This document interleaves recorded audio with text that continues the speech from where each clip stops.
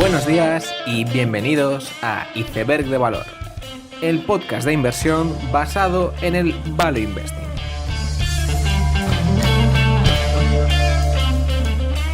Bienvenidos los seguidores de George Soros, bienvenidos a Iceberg de Valor. Esta última semana de noviembre ha sido más tranquila que las anteriores en lo que a resultados trimestrales respecta. Una de las empresas que ha publicado ha sido Warner Music, el sello de música que salió muy recientemente a cotizar. De hecho, de los tres grandes sellos, ha sido la primera en salir a cotizar en solitario, pero Vivendi ya ha anunciado que Universal también va a salir a cotizar el año 2022. Hay que entender estos movimientos en un contexto de ventas digitales de música crecientes, lo cual ha llevado a la industria a salir de su particular travesía por el desierto en esa transición de venta física a streaming. Es entendible que los sellos quieran salir a cotizar y conseguir unas valoraciones que hace años no habrían sido posibles. Warner publica unos resultados bastante buenos, especialmente teniendo en cuenta que su negocio estaba parcialmente afectado por el COVID y la ausencia de conciertos y giras musicales. Aún así, gracias a unas ventas digitales creciendo al 13%, conseguían mantener unas ventas globales planas y aumentar el EBITDA un 33% desde el año pasado. Unos buenos números, aunque hay que destacar que Universal, por ejemplo, publica bastante mejores cifras de crecimiento en Q3. No obstante, una curiosidad que contribuía a esto era que las ventas físicas de música se mantenían planas año a año. Concretamente, las ventas de unidades físicas eran muy buenas en Japón y Estados Unidos. No sé si el vinilo está resurgiendo o no, pero se puede decir que el declino secular de las ventas físicas, al menos por ahora, se ha detenido. En todo caso, unos resultados muy interesantes y una conference call todavía más interesante, con las preguntas sobre las subidas de precio de Spotify, el copyright de Twitch, TikTok y muchas más en un sector que me parece a mí está lleno de frenemies, como se suele decir en inglés, o enemigos / amigos. El dilema es conocido por todos. Después de estos años de travesía por el desierto, de piratería, de transición digital, pues la música va a volver a ser una industria de crecimiento secular en las siguientes décadas. La pregunta es, de ese pastel creciente, ¿qué jugadores serán capaces de extraer el mayor valor económico? También presentaba resultados Autodesk, justo con el cierre de su adquisición de Spacemaker, una compañía de software de diseño para las fases iniciales de proyectos inmobiliarios. Los resultados de Autodesk eran buenos y superaban expectativas, y lo hacían en un contexto donde había cierto miedo a las renovaciones multianuales de sus clientes en un entorno de pandemia donde muchos de ellos lo están pasando mal. Aún así, lo que se está viendo es que los clientes de Autodesk, que están en un sector bastante poco digitalizado en general, han visto durante este año la muestra de que necesitan transicionar a las suscripciones digitales de Autodesk y lo mucho que esto facilita y agiliza el trabajo dentro de la empresa. Y esta es una transición que solo está comenzando, ya que, por ejemplo, están hablando de procesar el máximo de datos posible en la nube y el de intentar mejorar la productividad de sus clientes. Y claro, si unimos estas funcionalidades nuevas al principal problema / oportunidad que tiene Autodesk, que son los usuarios que usan versiones pirata, pues parece que ya hay un camino bien trazado a capturar más ventas de todos los usuarios, ya sean legales o ilegales, que usan los productos de Autodesk. La noticia de M&A de esta semana viene de la mano de Salesforce, que parece estar en conversaciones para adquirir Slack. Esta sería una de las adquisiciones más grandes de Salesforce, que por otro lado es una habitual de hacer grandes adquisiciones y pagar con acciones. Todos conocemos la historia de Slack, un buen producto de comunicación dentro de la empresa, quizás el mejor producto de todos, pero que con la entrada de Microsoft Teams básicamente dando el producto gratis con el paquete de Office 365, pues había puesto en jaque al crecimiento de Slack. En principio, lo que Slack conseguiría dentro de Salesforce sería lo que le faltaba fuera, una red de distribución a la altura de Microsoft, lo que le permitiría pues, poder abarcar una porción más grande de todo el mercado en su sector. Sería curioso, aún así, que fuera precisamente Salesforce, que en su día fue candidata a ser adquirida por Microsoft, pues fuera la que le diera vida a Slack y plantara cara a Microsoft años después. Esta semana también me parecía bastante interesante que Redfin publicaba sus habituales informes. Redfin es el equivalente al Idealista en Estados Unidos, donde se veía una continuación de las tendencias que están viendo en el mercado inmobiliario estadounidense y de forma más suave en el resto del mundo. Y sí, todo sigue igual, se están vendiendo más casas a un precio más alto y especialmente en entornos rurales. Cada uno podrá tener su opinión sobre esto, ya que la tendencia histórica era la del éxodo a las ciudades, por lo que siempre queda la duda si esto es puramente coyuntural o una inflexión.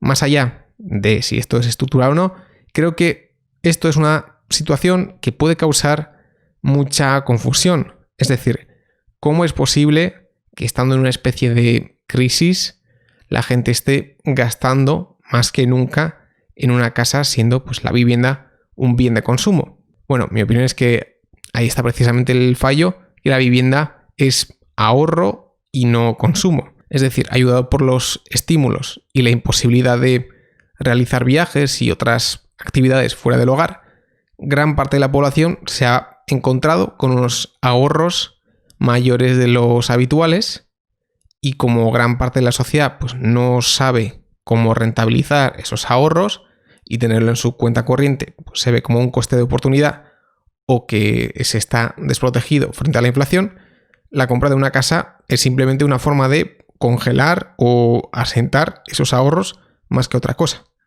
Personalmente es el ángulo que más me gusta para entender lo que está pasando actualmente en el mercado inmobiliario. Finalmente, durante esta semana, el patrocinador oficial de Iceberg de Valor, Chamath Palihapitiya, ha participado en una nueva y reluciente SPAC.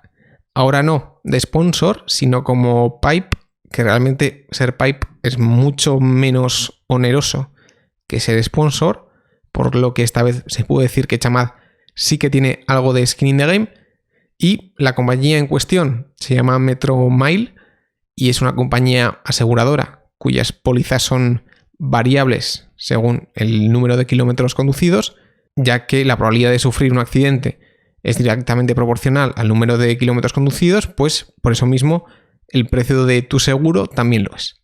De esta forma lo que plantean es que el campo de las aseguradoras va a sufrir una gran disrupción debido a una transición a este modelo. Yo personalmente la idea la veo genial, lo que no veo tan claro es que esto sea tan innovador. Es más, hace pocas semanas tuvimos una IPO de una compañía que se llamaba Root, que literalmente hacía esto mismo. Y en Suecia hay otra compañía llamada Greater Than que precisamente ofrece a las aseguradoras la tecnología para tener precios variables según los kilómetros conducidos. Entonces la idea está muy bien, solo que creo que Metromile está omitiendo lo mucho que se está llenando la categoría de empresas que hacen exactamente lo mismo. Así que veremos cómo le va a la compañía una vez de que se dé la fusión, pero estoy seguro que Chamath, el Warren Buffett de nuestra era, sabrá lo que está haciendo. Dejando a un lado ya las bromas sobre Chamath, pasamos al tema del episodio llamado rotaciones, donde simplemente quería hacer un repaso de los factores o el grupo de empresas que ha funcionado muy bien este año. Y hablo de factores porque sí que tengo la sensación de que el precio de muchas empresas se mueve en conjunto, pudiendo tener sentido o no. Y creo que esto mismo se ha visto durante estas semanas en España, después de las noticias sobre la vacuna.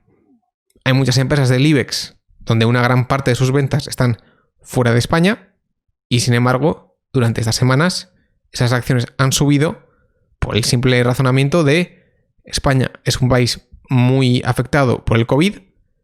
X empresa fue fundada y tiene sede central en España y por lo tanto el descubrimiento de la vacuna es muy bueno para esa empresa X. Esta lógica o este razonamiento no tiene mucho sentido en sí mismo, pero creo que los ejemplos están ahí y las acciones cada vez pues, se comportan más de esta forma, especialmente si están dentro de índices. 2020 ha sido un año de todo menos normal. Han sido 11 meses que han parecido 11 años casi y donde ha habido múltiples fases, múltiples rotaciones de sectores y factores. Y me resulta interesante analizar esto para entender un poco cómo funciona el mercado. Entonces empezamos el 2020 y entre finales de febrero y el 20 de marzo llegamos a conocer que hay una pandemia mundial que es muy contagiosa, los gobiernos están haciendo cuarentenas y esas cuarentenas más o menos funcionan. Bueno, ¿y cómo se traduce esto en los mercados cotizados? Pues que básicamente cae absolutamente todo. Las únicas empresas cuyo precio no baja en marzo son aquellas que son tan beneficiadas por esta pandemia que no es posible que bajen. Pues por ejemplo, en marzo Zoom sube. Las empresas de mascarillas suben, evidentemente. Y por ejemplo, Everbridge, que es una empresa que hace software para coordinación en casos de desastres naturales como tornados, huracanes o pandemias, pues también sube. Sin embargo, había todo un grupo de empresas no ya aisladas del COVID, sino beneficiadas por el COVID, que también estaban bajando. En un mundo confinado, nadie dudaba de que Amazon, Etsy, Delivery Hero, Shopify, Microsoft, Activision Blizzard, DocuSign eran ganadores netos del COVID y sin embargo el precio de estas empresas también bajó, aunque sea menos que los índices. Por lo tanto, el mercado solo atendió a las ganadoras más directas y estas ganadoras de segundo nivel pues no salieron tan favorecidas. Pasa un mes, se empiezan a publicar los resultados de Q1 y lo que se ve en estas empresas de comercio online o de videojuegos o de delivery es que son ganadoras estructurales. Sí, tienen buenos resultados durante los meses de pandemia, pero el mercado empieza a digerir que ha habido una aceleración estructural de muchos de los procesos en los que se encontraban. Con esto comienza pues, esa fase de revalorización que llega más o menos hasta septiembre. Las que más se revalorizan son las más pequeñas, como Etsy o DocuSign, mientras que en Microsoft o Adobe lo hacen menos. Y así llegamos a la fase actual de este grupo de ganadores netos del COVID, y es la fase del escepticismo en el cual se pone en duda si la aceleración que hemos vivido realmente ha sido estructural o va a haber una reversión en los resultados. Y este fenómeno de escepticismo sí que se ve en las valoraciones de algunas empresas de e-commerce, pero donde más se ve esta incertidumbre es en las valoraciones de las ganadoras del COVID percibidas como más episódicas.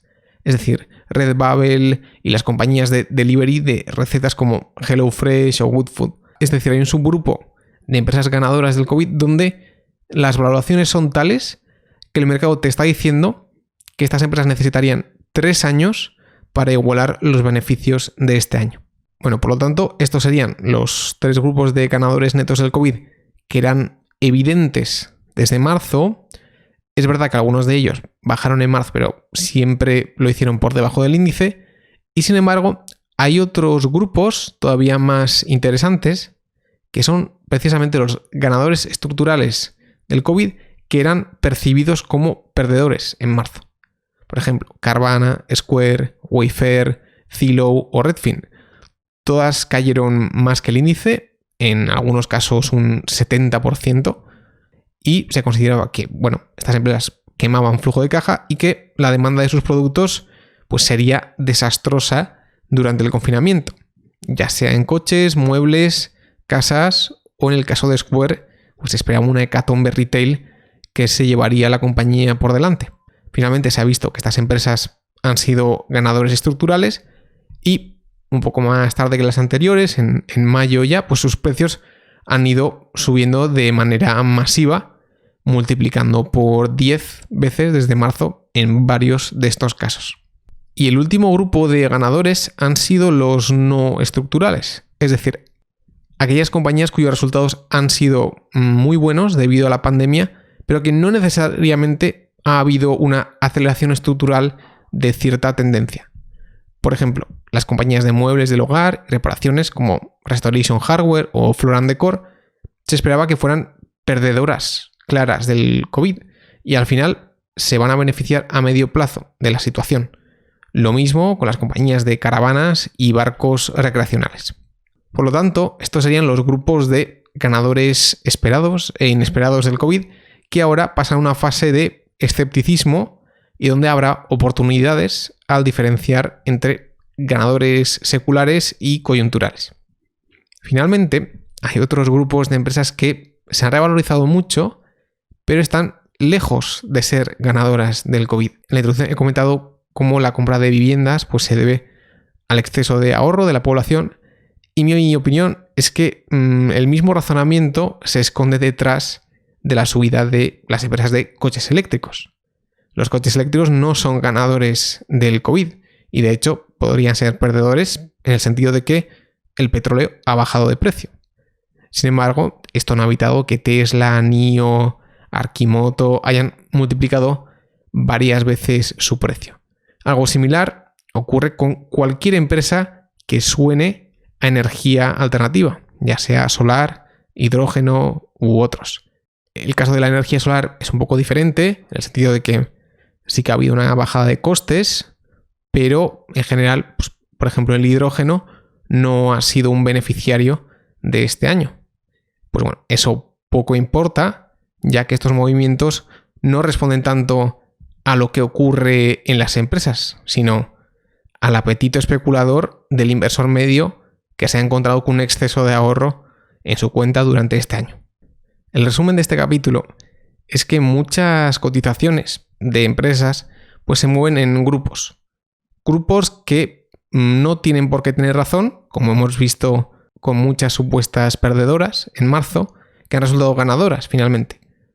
Esa es una idea, pero creo que el ángulo más interesante sobre esto es que siempre habrá alguna empresa en estos grupos que esté mal clasificada por alguna razón, porque tiene una división nueva o han hecho una adquisición, han hecho una venta, que haga que la clasificación en su antiguo grupo pues, no tenga sentido. Y en estos casos, pues, la cotización a corto plazo dependerá de esos factores que mueven a su sector, pero a medio o largo plazo el negocio real sale a relucir y determina lo que va a hacer la acción, lo cual pues, ofrece una oportunidad para aprovechar esos casos. Con esta idea termino el episodio, espero que os haya gustado, dadle al like, suscribíos, nos vemos la siguiente semana y seguid aprendiendo.